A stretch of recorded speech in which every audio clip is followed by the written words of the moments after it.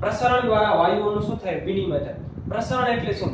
કોઈ પણ વસ્તુ અથવા દ્રવ્યનું વાયુઓનું પ્રસરણ થાય એનો મતલબ શું? વધુ સંકેન્દ્રણથી ઓછા સંકેન્દ્રણ તરફ આવવું. વધારે હોય ને એનાથી ઓછા તરફ આવે. એક વાત ધ્યાનમાં, કોઈ અમીર વ્યક્તિ હોય બરાબર, કે જેની પાસે વધારે પૈસા હોય, ઈ જ દાન કરી શકે ને, ઈ જ ગરીબને પૈસા આપી શકે ને. જેની પાસે પોતાના પાસે જ પૈસા ના હોય ઈ થોડી દાન કરી શકે. મતલબ વધારે હોય ઈ ઓછા વાળાને આપી શકે. તો એવી જ રીતે પ્રસરણમાં શું થાય? વધારેથી ઓછા તરફ વહન થાય બરાબર. તો ઓક્સિજન અંદર કેવું છે? ઓછું. મતલબ બહારે કેવું હશે? વધારે. માટે ઓક્સિજન બહારેથી અંદર આવશે. અને CO2 અંદર કેવું હશે? વધારે, કારણ કે CO2 ઉત્પન્ન થાય છે બરાબર.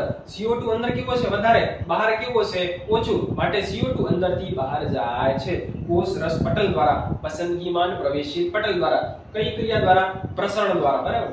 પ્રસરણ વિશે આપણે ડિટેલમાં જોઈશું. ખૂબ જ મજા આવવાની છે, ધ્યાનથી જોજો બરાબર.